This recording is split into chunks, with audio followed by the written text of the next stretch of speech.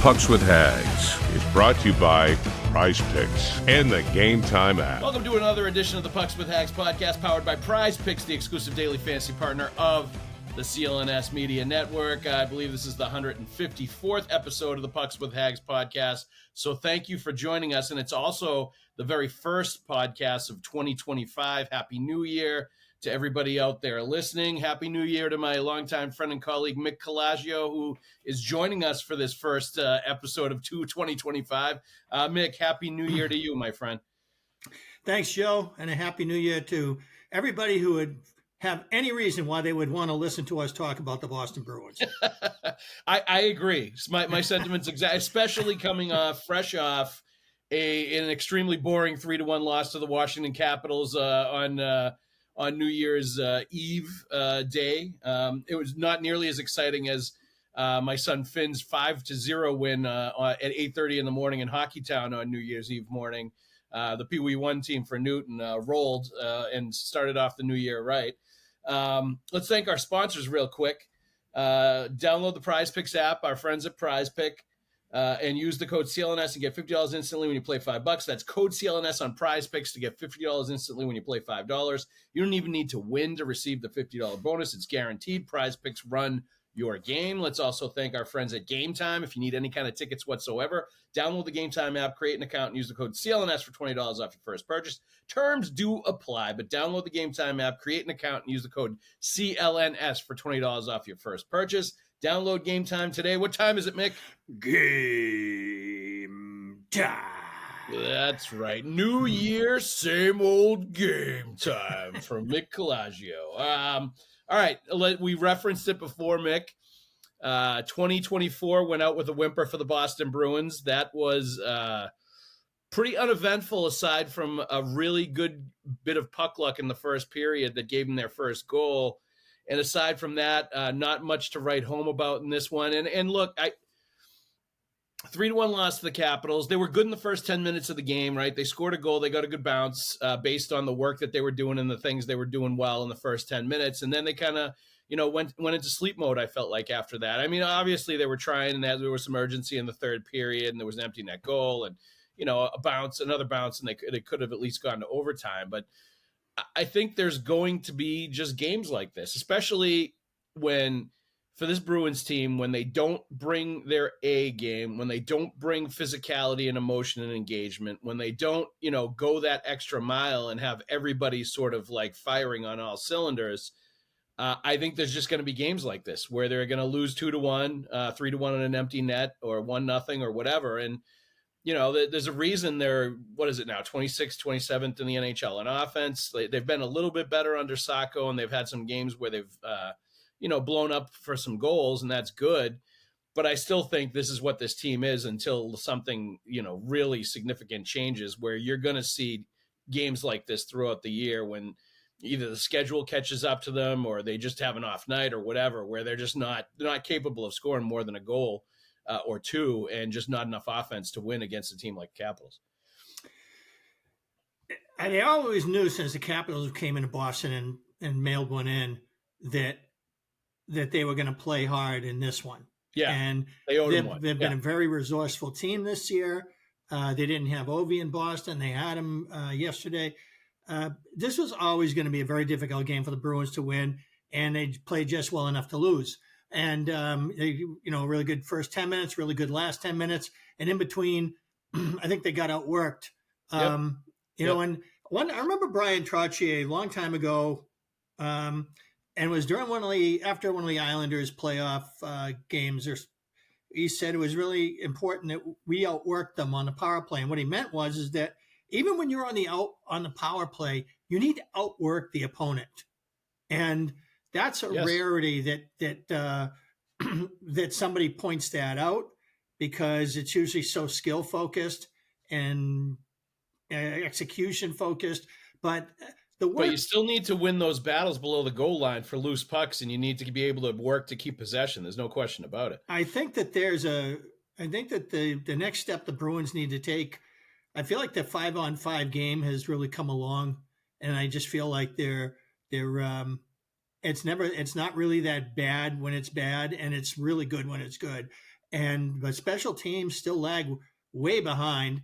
Yeah. I'm used to the Bruins having a good power play one year and not so good the next. I've never been used to them not having a great penalty kill, and this year's like one of the worst penalty kill seasons I've ever seen out of them. So not that they had a bunch of them, but the clutch moment when you need one, you don't get it. So besides the game. Yeah, I mean, that's a great observation, and it's been true all year about the special teams for sure. There's some things within it that I think are interesting, like the penalty kill. What was it? Was it the Columbus game where they faltered and fell down in Columbus? Was that the game? There was one game where they gave up like 3 power play goals. Yeah, I think that was it. Yeah.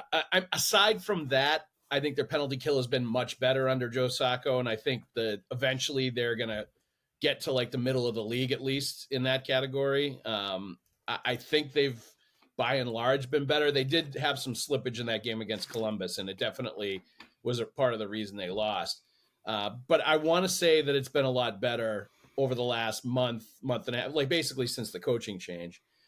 Power play, I look, for a long time now, the second unit power play has been more dangerous than the first unit as far as scoring, as far as actually getting production. Justin Brazeau, I think, led them in power play goals in December. And it's part and parcel with what we've seen with David Pastrnak 5-on-5 and just in every category. I think it bleeds through to the power play too. And I looked at the numbers yesterday, I think it was. He's on pace for his lowest goal total in 10 plus years. He had 20 goals, but that was when they played 48 games in a COVID-shortened season. So I don't really count that one. But aside from that year, he hasn't been anywhere close to it. Like, he's on pace for like 27 goals. That would be by far his lowest total in a decade. And he's, and they filter everything through him on the power play and try to set him up for the one-timer, and everything is designed to get him the puck. And he also stays out there for like the whole 2 minutes most of the time with both units. So I really start to look at him being a big reason that they're struggling this year, and the real downturn in goal production that he's had, his inability to score on the one-timer like he usually does, and to score by whatever means on the power play. And if, at a certain point, I feel like you have to change your strategy or what you're doing on the power play and not build it all around him if he's not scoring like he has in the past. And he's not scoring this year like he has before. For him, it's a historic thing. This is like, we're talking very early Pastrnak. He hasn't been this, this little production as far as goal scoring goes is what he's on a pace for right now. Maybe he blows up and goes on a binge and scores a bunch and something different happens. But, it continues to confound me trying to figure out what's up with Pastrnak. Is there some kind of injury he's playing through? Is it just that, now he's, sort of like settled in, or he's getting a little older and he's kind of like not as dialed in as he was before because he's got, other stuff going on. Is it just that he's slowing down as he's in his second half of his 20s? He's, creeping up towards 30. His skills starting to deteriorate? There's a lot of different things at play here. But I'm having a hard time putting a finger on what exactly is going on with him. But I think it has a big to do and is a big factor in their inability to score consistently on the power play. In regards to Pastrnak, I do feel like most of the season he's not been moving well. Yeah. His point A to point B hasn't been there. His agility, his usual agility, seems to be coming up just short in a lot of these little tricky maneuvers that he makes to complete plays, transition plays, one-on-one plays. The one thing he did yesterday that I really was encouraged to see from him was a guy came out at him to block a shot, and he made that little move he makes where he does a little thing with his head, and then he pulls the puck around to the right by about a foot and finds his seam to shoot it through to the net and got it there. And that was, and it was a formidable shot. That is, if that starts happening for him, maybe a lot of other things are about to start happening for him. So hoping that 2025 is kinder to him than the end of 24, as I feel like he really struggled with Brad Marchand post 3 summer surgeries. His movement, and for a lack of training camp, wasn't really there. It got there in recent weeks. I feel like Marchand's movement really has come along.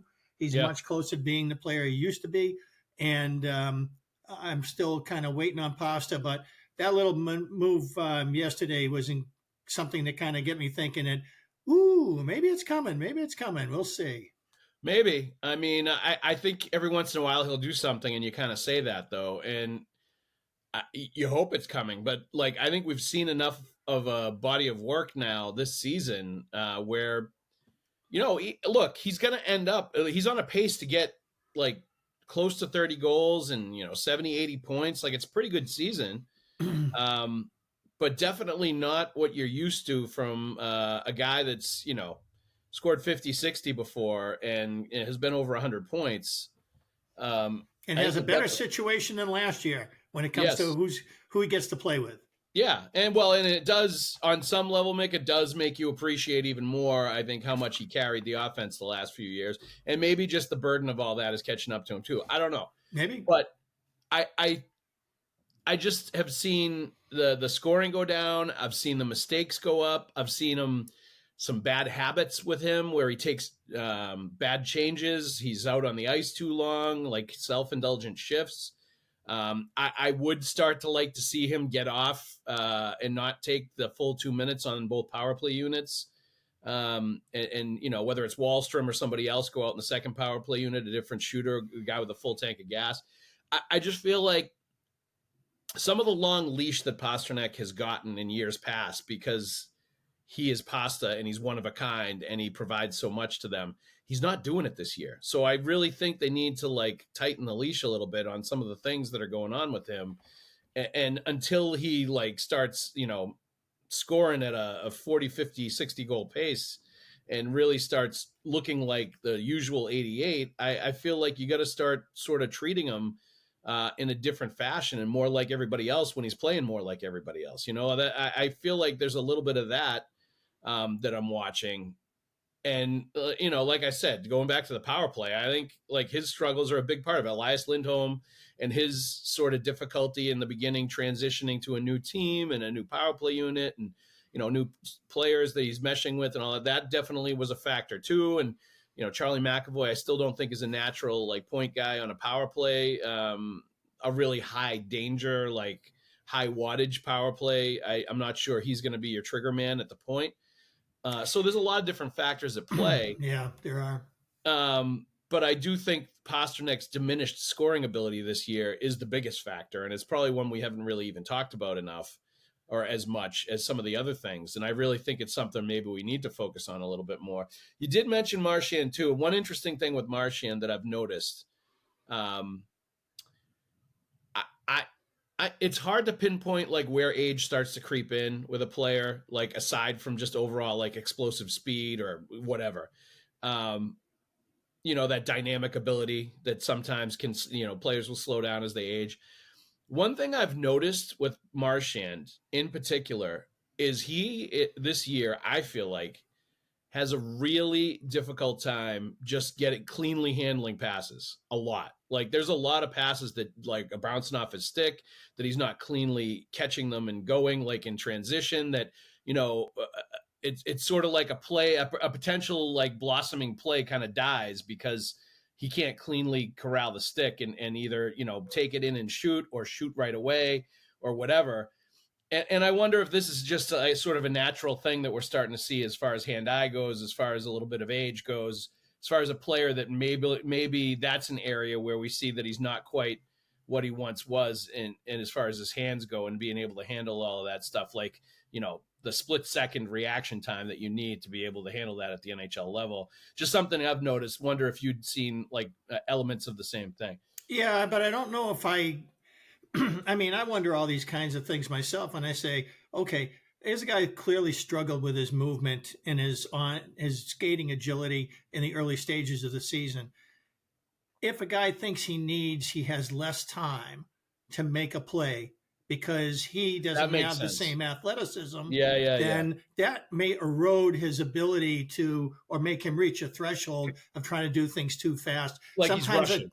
Like a lot of the Bruins bottom six look all the time, which is they're always trying to play the game at such a high pace to generate the pressure they want to generate, that comes at a cost, because they're not all Artemi Panarin. They're not all going to field these pucks cleanly like Sergei Fedorov, with eyes in the back of his head at breakneck speed going through the middle of the rink.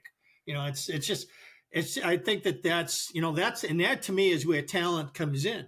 There are a lot of these players that die on the vine. Oh, that would have been good if that connected. There's a lot of almost in the Bruins game right now. So the 5-on-5 effort looks pretty good. Something else I want to get to that's a little off topic, but John Tortorella, after losing to the Bruins, really kind of went off about the officiating, but really more on the Bruins for being a team of divers. Yes, without saying so. He avoided. He danced around the allegation, but clearly made it. Yeah, and then there was the situation with a couple of penalties in great games since then. And he did. Wait, Mick, let me interrupt for one sec. He did that while Michkov was like flopping around like a dead fish during that game. Right afterwards, he's got one. I mean, Michkov is Marchand in the making. That kid is a freaking dynamo. Yeah, what a pick for them. But he dives too. Oh, he plays every angle of it, and they're going to have to. He's going to have to learn as he goes. Being a very young player, he's not winning friends and influencing people. Yeah. So, I think in a couple of games since, the Bruins have had a couple of power plays that they were embarrassed about, and so I'm wondering if the Bruins have to look at this, because even if they're one of those teams that felt like they were getting stiffed by the referees right and left for games on and finally said, screw this, I'm doing what everybody else does. Right. Now they look like one of the perps. They're starting to look like one of the teams that's a problem team. And I don't think that's where they want to be. And I'm really curious as to how the coaching staff's going to negotiate this with them going forward. This is a very unfruitful question to ask them. You're really not going to get anywhere with something like this. They're just going to say all the right things, and feel like, that is like Kyle Bukauskas after that Marchand interview a few years ago. Well, that was worth it, So, I don't know what to say other than I just feel like they're in a weird spot right now. See, I mean, I had a little bit of a different take about that Tortorella thing. I thought he was more trying to take the heat off of his own player diving by, deny accuse kind of thing. Sure. He was just, throwing some shots out at the Bruins to take the heat off his gamesmanship. Own players. Yeah. Because the games that they played against the Flyers, I thought I saw several Flyers like flopping around and diving. And that was like the second or third game in a row where the Bruins had played somebody that was doing that, to the point where Charlie McAvoy like went over and did something with Michkov, because I think they were tired of watching guys on the other team like flop around and try to play acts for calls. I can't remember what team. There was one team they played. Oh, it was Detroit. They played Detroit, and Detroit had 3 or 4 guys. That's a team that dives a lot and is trying to basically embarrass the refs to get calls. And it's eventually, going to go against them. And it didn't later in that game. Wasn't that the game where they were up in arms about Pastrnak maybe like slashing in overtime and ended up leading to a game-winning goal? Was that against Detroit? Maybe it was. Oh, yeah, right. He wound up scoring. And they didn't call. Oh, yeah, because it was DeBrincat, I think, had his hand on the stick. Yeah. And like they were doing stuff like that the whole game, and refs finally said, "Screw this, we're not calling that in overtime. Like you fooled us once, shame on us." Yeah. So I think that's obviously what ends up happening if you keep doing that. I don't think the Bruins are at that point where they're that kind of team or they have that kind of reputation. It's a well-made point by you that you don't want to be that team and you don't want to get to that point. Well, don't take me off the hook entirely here. I'm saying that the Bruins have been involved in some power plays that replays are like not a lot happening there, Yeah. So yeah, but I agree. They're embroiled in a pissy thing right now with opponents pointing fingers at each other. Yeah, well, that's what I mean. I think they get victimized for those kind of penalty calls too, where there's not a lot going on and they get called for it too. I think that happens quite a bit, more than my liking. based like in terms of making a statement about the officials and the way they call penalties like that. And I know it's a tough job and it's a fast-paced game and all that. Thankless. Definitely. But let's talk more about that after we take a pause here, Mick, and give some love to our sponsor, Prize Picks. Prize Picks is the largest daily fantasy sports platform in North America and the easiest and most exciting way to play daily fantasy sports. Instead of battling thousands of other players that could be pros or sharks, you simply pick more or less than on 2 to 6 player stat projections, and you watch the winnings roll right in. It's fun, and it's super simple. Prize Picks is the best way to win real money during the football playoffs. Which players are going off, which ones aren't. Make your picks in less than 60 seconds and turn your sports opinions into real money all season long on Prize Picks. Prize Picks also offers weekly promotions that can lead to big payouts like Taco Tuesday. Each Tuesday, Prize Picks discounts select player projections up to 25% to provide even more value for your lineup. Think Lamar Jackson will get more than 250 passing yards next week? Will Patrick Mahomes pass him for more than 1.5 touchdowns? Cook up hot takes with your friends and win real money this football playoff season when you and your crew use Prize Picks. Make your picks in less than 60 seconds and turn your sports opinions into the real money that we all love. Make your holidays bigger and brighter with Prize Picks, the best place to get real money action while watching your favorite sports. You can now win up to 1,000 times your money on Prize Picks. Prize Picks now also offers MasterCard for quick and easy deposits into your account this sports season. Download the Prize Picks app today and use the code CLNS and get $50 instantly when you play $5. That's code CLNS on Prize Picks to get $50 instantly when you play $5. You don't even need to win to receive the $50 bonus. It's guaranteed. Prize Picks, run your game. So, like, the real one, and your point is well made because John Tortorella, when he speaks, everybody pays attention and everybody listens. Oh, right? I do. So, of course. And the NHL certainly does, and the officials certainly do. So, like, it raises the alarm bells a little bit when a coach points the finger at somebody or even subtly, like, tries to do it as he did. But I also think it would be much more a danger area, a problem area, an area of concern, something to be worried about if, like, they were starting to get fined for embellishment, the Bruins players, if there were embellishment calls coming, if this was, like, a very consistent thing. I mean, I feel like the Bruins much more so are the bigger problem they've had, and not as much lately, is taking bad penalties, not so much as diving or embellishing to try to get calls. Like, I think that has been more their problem, more their issue consistently, and kills them obviously when the penalty kill's not playing well. But, like, I also think maybe there are some players, like, to your point, that are falling down a little too easily right now, and I think that's a danger. That's a slippery slope to go down if you're a Bruins player, because it is so anathema to the identity of this team, the longtime identity of this team. I mean, I always loved and respected Claude Julien as a coach because he refused to let his players dive, and he would get pissed if he thought there was any element of that. He was just a proud guy that didn't want his teams to play that way. And I think that should be a part of any Bruins coach that coaches the team, is making sure that that's known in the locker room. I like the way he also reinstituted, we stand up for each other. We don't say, oh, you got slapped in the head. Well, then we're going to take the 2 minutes because we'll get the power play goal and make them pay that way. Yeah. A good power play, you'll do that 1 out of 5 times. Right. That's 5 slaps in the head. He lost a few battles, but he won the war. And I feel like you're absolutely right about the way the Bruins need to approach this, especially as a team that's got a good, solid, structure-based, effort-based 5-on-5 game, and is not really a team that's going to steal too many hockey games like they did the past couple of years. Hey, apropos of nothing, 4 of the 6 teams occupying the top 3 spots in the 2 Eastern Conference divisions have 13 regulation losses. 4 out of 6 of them. 13 regulation losses. Isn't that weird? Exactly 13? Yeah. Toronto's 23-13-2. Panthers 23-13-2. Bruins 20-15-4. Go to the Metro. Caps 25-10-2. Devils 24-13-3. Hurricanes 22-13-2.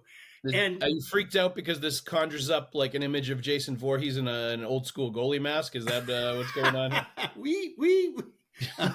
No, I you know what too, and I'm looking at these standings. I am amazed at how many games have gone to shootout this year. This season, we're at it's January 1, 2025 here, and I'm looking at the Leafs with two. Let's see. No, they got two OTLs. I have to look at the other thing this year. The shootout record. The shootout record among the top 6 teams, the top 3 teams in each of the Eastern Conference divisions. The Leafs are no shootouts.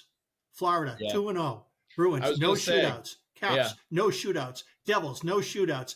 Carolina, 0-2. This is an unbelievable year as far as that goes.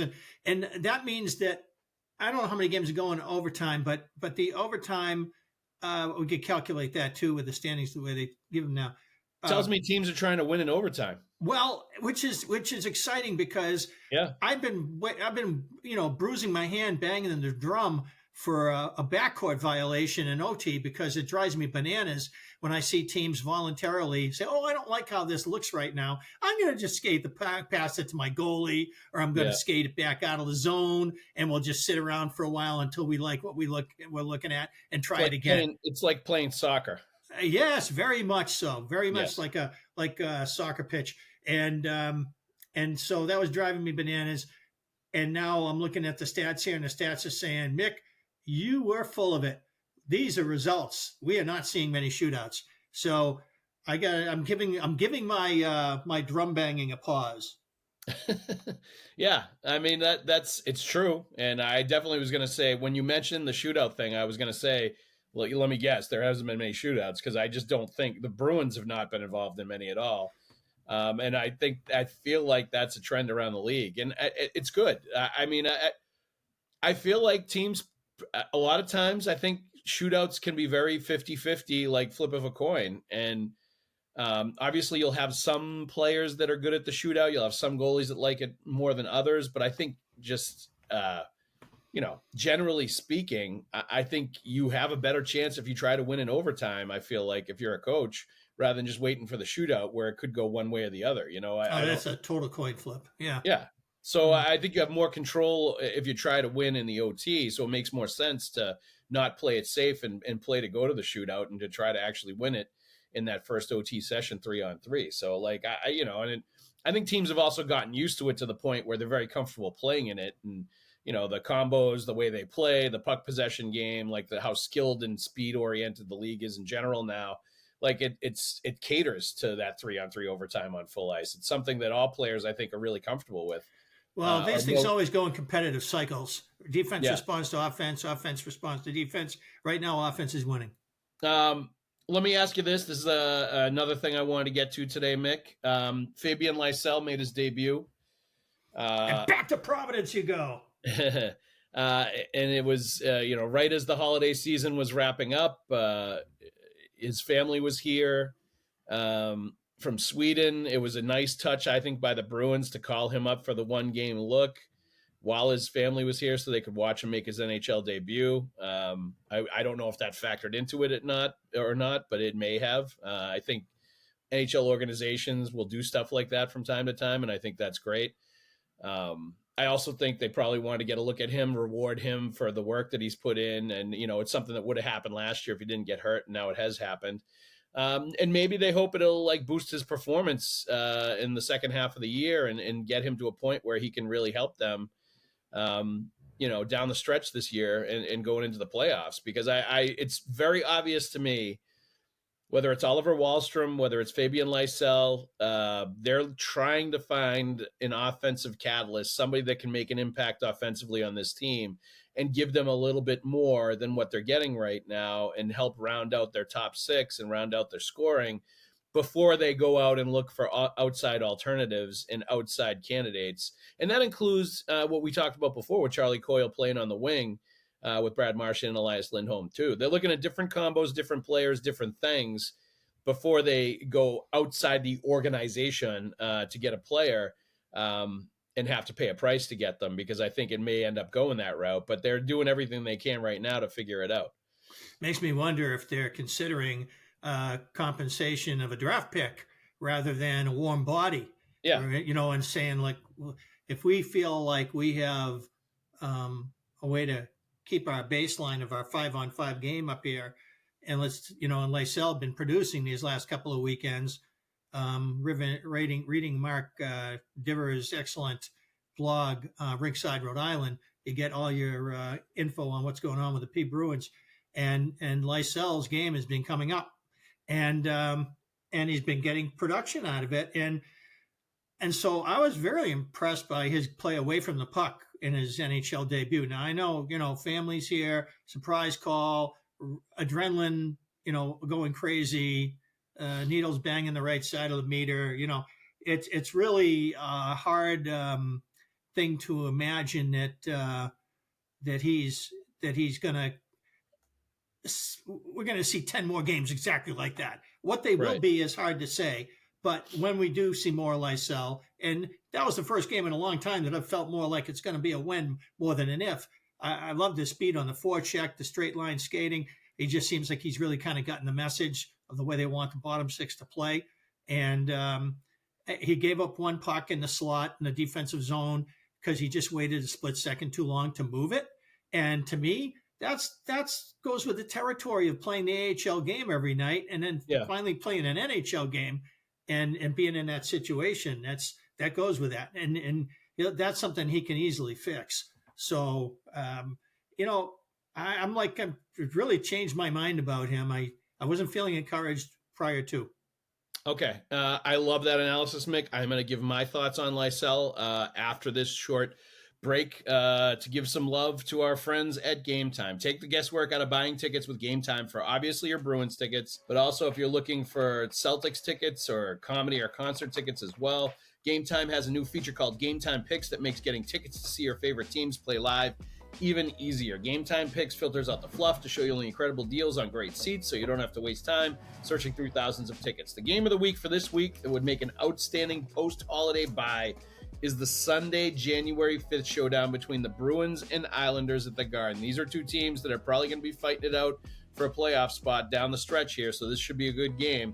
The super deal is $216 for 20th row Loge corner seats, which is a great value for Bruins tickets in this day and age in the new year of our Lord 2025. Priority game picks, curation makes it easier to save more on sports, comedy, concerts, theater, etc. All-in pricing, toggle this feature, shows the total up front with no surprise fees at the checkout. Lowest price guarantee, this is my favorite, or Game Time will credit you 110% of the difference. What could be better than that? Download the Game Time app, create an account, and use the code CLNS for $20 off your first purchase. Terms do apply, of course. But download the Game Time app, create an account, and use the code CLNS for $20 off your first purchase. What time is it, Mick? Game time.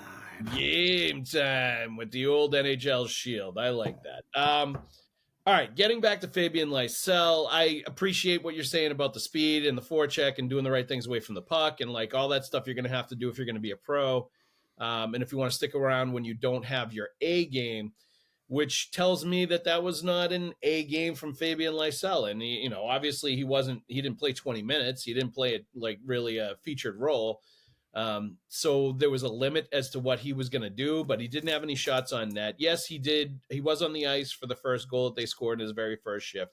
Didn't play a huge role in that goal being scored, which is fine.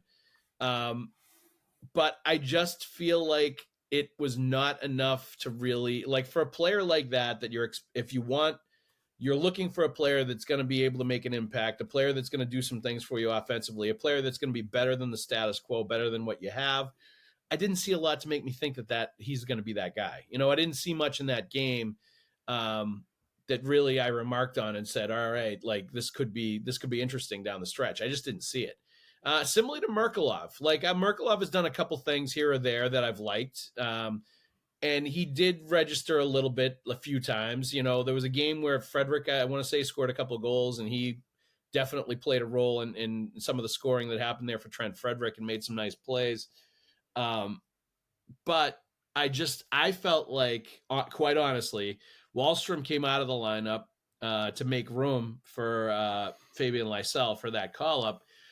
I felt like Wahlstrom did more in the games that I saw. I thought he was doing more. I thought he was creating chances. He was missing the net with a shot, but physically he was doing things away from the puck more. He was playing more physical than I thought he was as a player. He made some good plays along the wall. I just thought I saw an element. It's probably desperation on Oliver Wahlstrom's part, right? He probably knows after being on waivers, picked up by the Bruins, former first-round pick, like he's not going to get too many more chances with NHL teams at the spot that he is right now if he doesn't really like seize something and do something with it. And I kind of felt that desperation in his game when I was watching him play, and I liked it. And I think it's something that eventually, if he can pop in a goal or two, I think he could really build on that and maybe create something for himself here. And I saw elements of that. I just didn't see any of that, to be honest with you, when I watched Lysell play. Yeah. I guess I felt better about Lysell's game than you did. Wahlstrom, I agree with you that the desperation has been there in his game with this new lease on life with a chance to play for the Bruins, hometown team. I'm not sure how I feel about him as a player. I do feel like he's got a lot more NHL acumen from the years in the league. He's a lot more crafty in subtle ways around the puck, around the wall battles. There's a lot there to tap into as far as his arsenal of tricks. And in the longest run, I'm not sure he's got the speed to help the Bruins as a bottom six player. Now, given the fact that the kid's got hands, is it possible the Bruins could tap into him and find something and unearth something in him that we haven't, that the Islanders never found? And bring it out of him, and as he goes into his later 20s, I suppose. Look at Brazeau. I mean, here's a guy who tries so hard, and he really reminds me of Glenn Murray in regards to the fact that his game requires so much effort. And when he goes over this very, very, very, very pinstripe of a fine line, all hell breaks loose. And if he can get over that line, and if he can't get there, it looks like this futile thing where it's just, trying to climb a slippery ladder. But Brazeau's been getting over that hump lately. And that is encouraging for the Bruins. It's encouraging for him. It makes me feel wrong because I was just saying 2 weeks ago how I think I've seen his ceiling, and now all of a sudden, bang, bang, bang, bang, puck's going in. So I'll shut up now.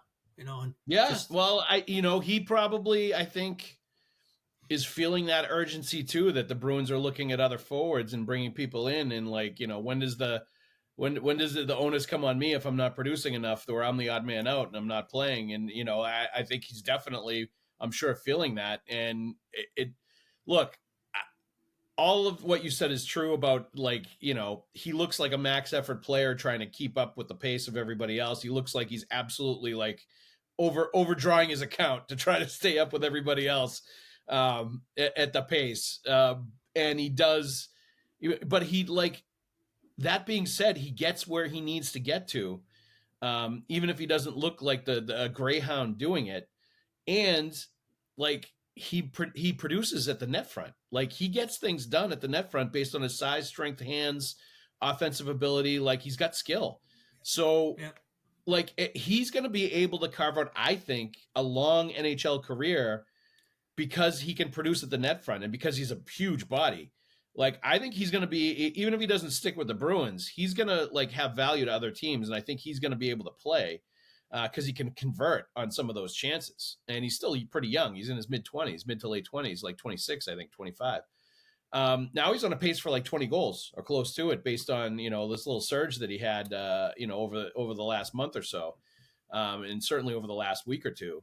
So yeah, I still believe with Brazeau that he'd be even better if he had a little more mean in him, and a little more pain that went along with some of the, the hits that he throws and contact that he makes, because it would buy him more space to create, more space to operate.